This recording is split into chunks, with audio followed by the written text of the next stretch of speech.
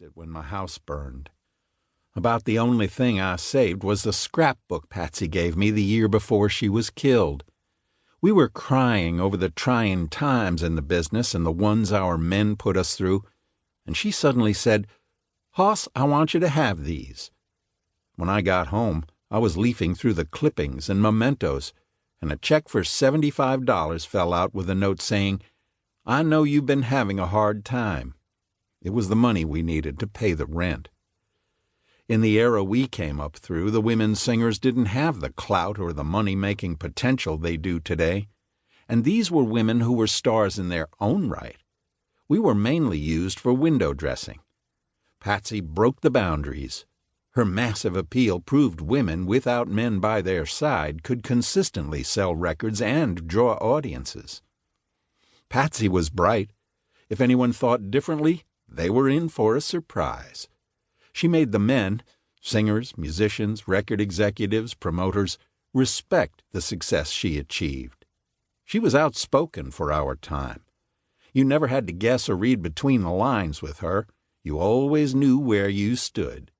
If you were her friend, she'd step in front of a locomotive to save you. Patsy could be soft and feminine, but she could hold her own against any man. It was common knowledge that you didn't mess with the Cline. If you kicked her, she'd kick right back. Patsy's voice was a unique one in the late 50s, when her impact was first felt. She didn't birth the new Nashville sound, but followed close on the heels of Jim Reeves and Eddie Arnold in bringing it out of diapers.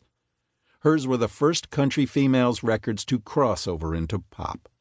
She was discovered by an audience that most likely never would have found time to listen to our music. Patsy was always so full of joy, on the outside. On the inside, she dealt with a lot of hurt and unfulfilled promises. She brought everyone such happiness. The saddest thing to me was that Patsy never found it in her own life, except in her children. She worked so hard and was a star, I mean a really big star, 3 years. I recall Patsy's last date in Kansas City as if it were yesterday. We shared a dressing room for the benefit concert. Though suffering with a terrible cold, Patsy went on and was so terrific she defied anyone to remember who'd been on before her. In between the 3 shows, she tried to rest, but we talked. That night she was exhausted, yet she went on and, as always, had the audience on its feet. Watching from the wings, I could see she was moved. She tried to quiet them to a roar and shared some emotional things.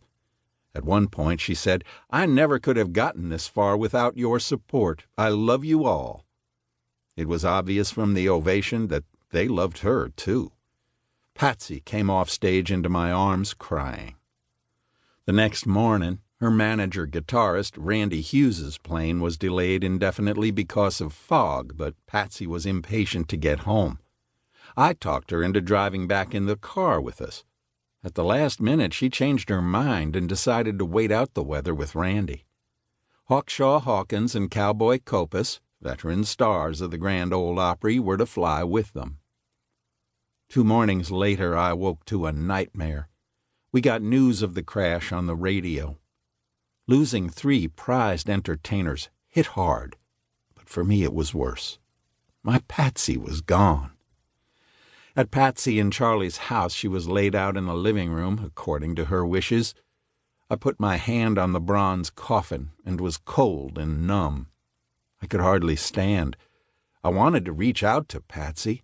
She had been like my sister, and there was so much I wanted to tell her, but it was too late. I miss Patsy. I know she's dancing with the angels and singing in Heaven's band. I think of her often, but try not to cry. I cherish the past, yet I can't live in it. Patsy prepared me for the future, making me a better person, a better singer. I thank God she was a part of my life. I hope that's the way people remember me. I wouldn't exchange what we shared for anything. Patsy was the consummate artist and human being. There'll never be another like her. She's probably listening to me right now and laughing. Oh, Hoss, I can hear her. Dottie West. Author's note. After